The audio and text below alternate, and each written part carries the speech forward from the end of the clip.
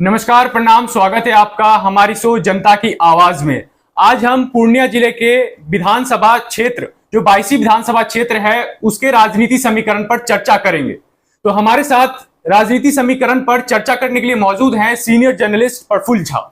देखिए साकेत, बहुत ही अच्छा आज आप विधानसभा चुने हैं और ये पूर्णिया जिला का सबसे बेहतरीन और सबसे आप कह सकते हैं कि अच्छा विधानसभा क्षेत्र माना जाता है वोटर के हिसाब से भी और वहां के समीकरण के हिसाब से भी। और यहाँ पे जो लगातार जो 22 विधानसभा क्षेत्र है वो काफी सुर्खियों में रहा है। सुर्खियों में इसलिए रहा है क्योंकि उसका कारण है कि यहाँ पे अभी एआईएम से आप जान रहे होंगे, जो असदुद्दीन ओवैसी की पार्टी है, उससे जो टिकट लेके 2020 के चुनाव में सैयद रुकनुद्दीन अहमद जो 2005 में भी निर्दलीय चुनाव जीते थे, वो इस बार एआईएम के टिकट से वो चुनाव जीत जाते हैं। लेकिन 2 साल में ही उनका एआईएम से मन भर जाता है और वो राजद के पाले में चले जाते हैं। 2022 की बात है, जब आप जानते होंगे, अगर आपको याद होगा, तो जब विधायक जो पार्टी बदलते हैं एआईएम से, वो टूट के राजद के पाले में चले जाते हैं। उसी समय सैयद रुकनुद्दीन भी जो है वो पाला बदल लेते हैं। लेकिन 22 विधानसभा में जो है उम्मीदवारी की बात में, क्योंकि हाजी सुबान उस समय आरजेडी के प्रत्याशी हुआ करते थे, वो चुनाव हार गए थे और हारने के बाद जो है वो क्षेत्र में ऐसे काफी सक्रिय अभी भी हैं और लगातार वो वहां से नेतृत्व भी कर चुके हैं। और हम आपको बता दें कि जो अभी चीजें चल रही हैं उसमें कांग्रेस जो है वहां से 4 बार वो 22 से चुनाव जीतने में सफल हुई है। राजद भी जो है 4 बार वो चुनाव जीतने में सफल हुई है। भाजपा भी इस सीट से 1 बार चुनाव जीतने में कहीं ना कहीं सफल हुई है। तो कुल मिला के कहा जा सकता है कि ये सीट जो है अब 2025 में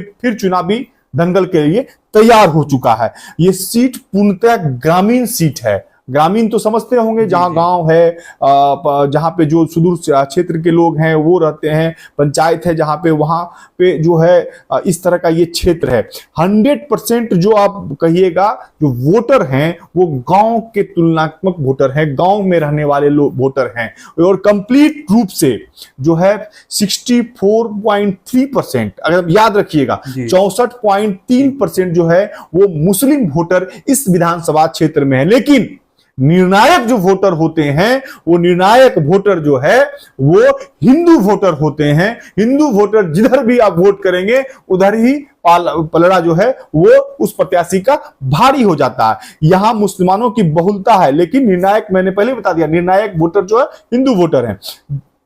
2020 में तो आपको पता ही चल गया होगा रुकनुद्दीन कैसे चुनाव जीते और फिर वो पाला बदल के चले आए।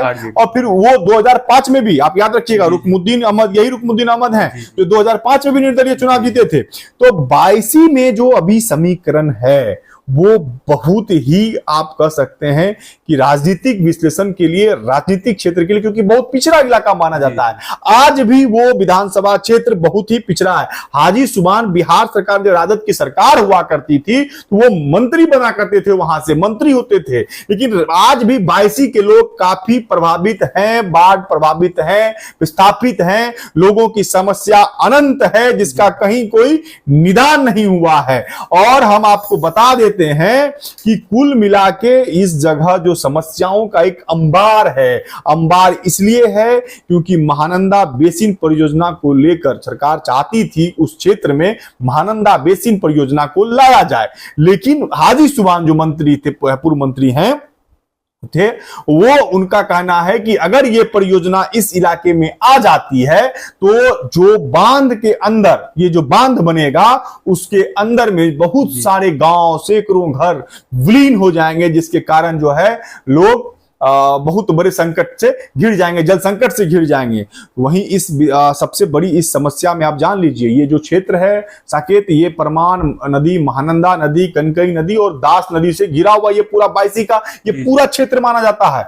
और यहाँ बाढ़ जो है समझिए प्रत्येक वर्ष आना है और लाखों हजारों लाखों करोड़ों की क्षति होती है। यहाँ पर लोग एकदम 6 महीना पानी में डूबे रहते हैं और 6 महीना ही उनको सूखा मिलता है, फिर से घर बनाते हैं, फिर से वो घर जो है आशियाना जो है उजड़ जाता है। इसका आज तक कोई निदान इस क्षेत्र में कोई विधायक बन गए हो वो नहीं कर सके। हालांकि ये पूरा मुस्लिम बाहुल क्षेत्र माना जाता है, लेकिन निर्णायक वोटर में फिर बोल रहा हूं हिंदू वोटर होते हैं। लेकिन यहां से 2010 में जो संतोष कुशवाहा थे वो चुनाव जीतने में भाजपा से सफल हुए थे। कहा जाता है कि इस सीट पर जो सबसे पहला विधायक जो चुन के जो है जीतने वाला कोई व्यक्ति बीजेपी से था वो संतोष कुशवाहा ही थे, जो कि वो चुनाव जीत गए थे यहां से भाजपा के टिकट से। और लेकिन सबसे बड़ी बात यह है कि संतोष कुशवाहा जो है भाजपा में तभी थे तभी उनकी नजदीकियां नीतीश कुमार जी से काफी बढ़ गई थी। और 2014 के लोकसभा चुनाव में वो पूर्णिया से लोकसभा के उम्मीदवार हो गए थे जेडीयू से।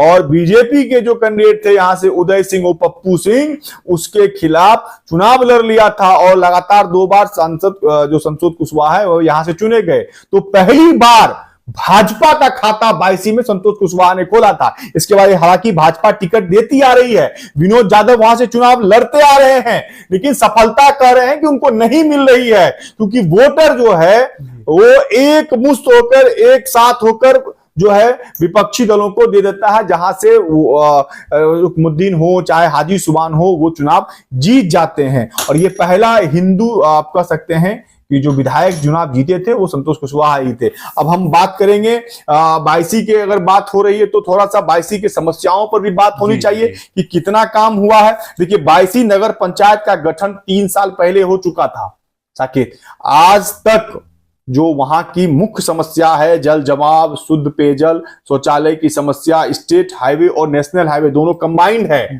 और वहां पे जिसके कारण काफी लंबी जाम लग जाती है और ये जो समस्या है उसका आज तक निदान नहीं हो सका। ये हम पंचायत की बात कर रहे हैं, बायसी नगर पंचायत बनने की बात की ये सब बातें हो रही हैं। और सबसे बड़ा एक और समस्या है इस इलाके का, क्योंकि ये बाढ़ प्रभावित इलाका है, विस्थापितों की समस्या से जूझता हुआ इलाका है। और यहाँ पे जो नदी है, 4 नदी मैंने आपको नाम बताया, इस नदी का जो पानी है वो गांव में, घरों में घुस जाता है और जिसके कारण जो है लोग काफी परेशान रहते हैं, दहशत में रहते हैं। लेकिन एक जो समस्या है साकेत, वहां की बायसी की सबसे बड़ी समस्या है, आज तक किसी विधायक ने इस पे काम नहीं किया है, क्योंकि वहां की जो मुख्य समस्या है वो पलायन की समस्या है। पलायन की समस्या तो सब जगह है, लेकिन बायसी, अमोर इस इलाके में, सीमांचल के उस इलाके में सबसे ज्यादा जो समस्या है पलायन की। रोजगार को लोग ढूंढने के लिए बाहर के प्रदेश में जाते रहते हैं। लोग वहां से निकल के बाहर जा रहे हैं कमाने के लिए, क्योंकि रोजगार ही नहीं है उस इलाके में, क्योंकि सबसे बड़ी समस्या बाढ़ से प्रभावित क्षेत्र है, इसलिए वहां रोजगार नहीं होने के कारण जो है लोग काफी परेशान हो जाते हैं।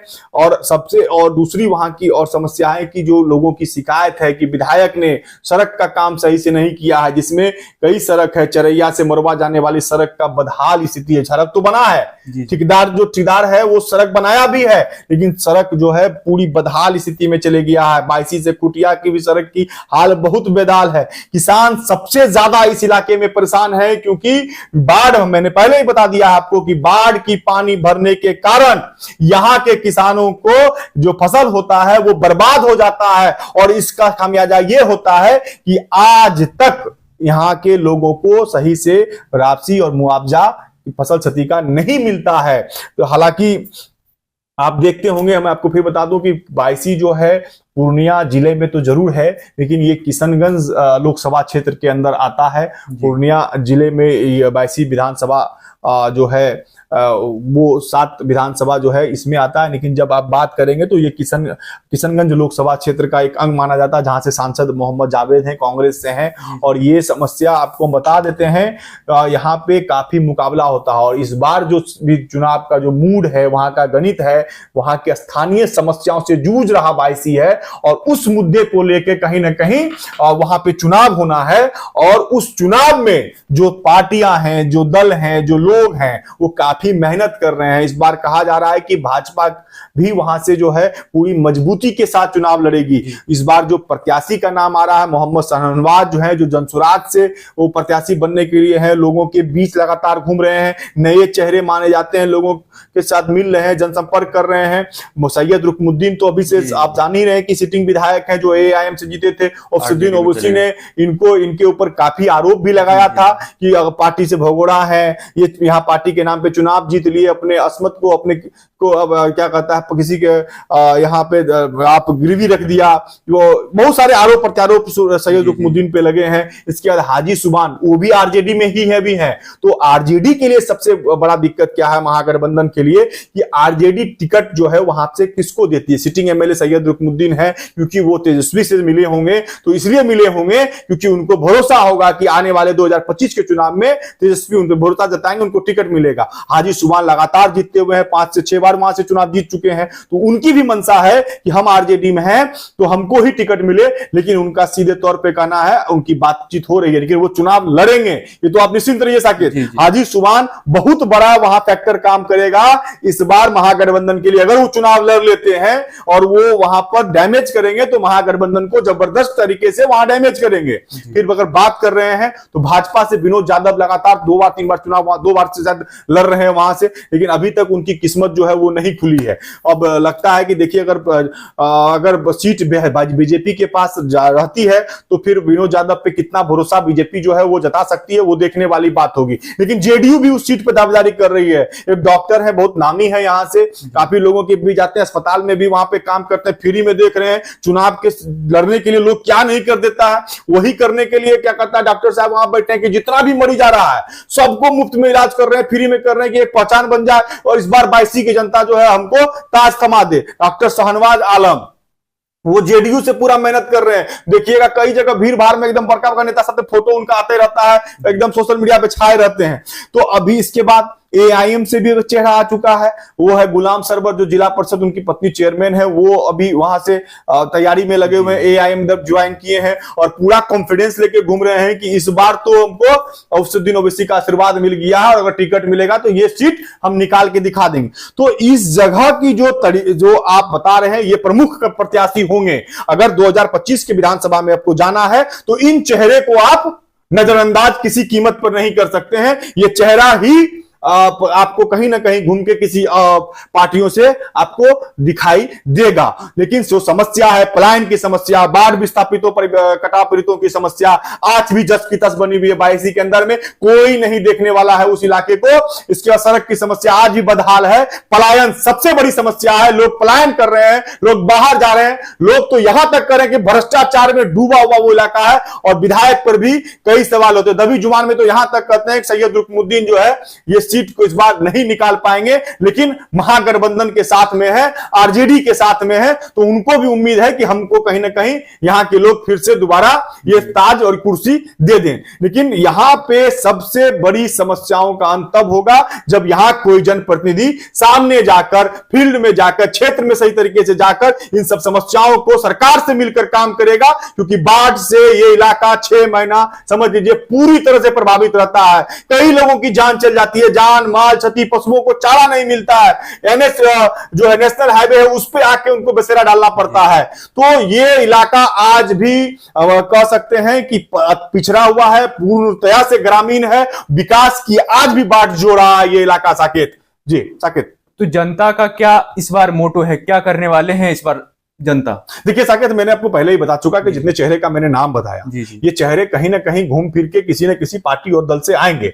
और जब दल से आएंगे तो इसमें से अब अच्छा प्रत्याशी कौन होगा वो जनता वहां पे डिसाइड करेगी। और यहाँ पे आप सबसे बड़ी बात समझ लीजिए कि यहाँ पे मुस्लिम जो आबादी है वो बहुत ज्यादा है, लेकिन हिंदू वोटर वहां पे जो है निर्णायक वोटर होते हैं। हिंदू में भी कई कास्ट है, वो अभी हम बता नहीं सकते, फिर अगले एपिसोड में जब चलेंगे तो इस विधानसभा के जब विस्तृत और जानकारी हम लोगों को देंगे तो यही रहेगा स्थिति कि वहां पे हिंदू निर्णायक। और ये जो चेहरे हैं, अलग अलग चेहरे हैं, अलग अलग पार्टियों से चेहरे हैं, तो उन पे कितना विश्वास जनता जताती है, क्योंकि सब लोग अभी उतरे हुए हैं मैदान में और समस्याओं का अंबार है।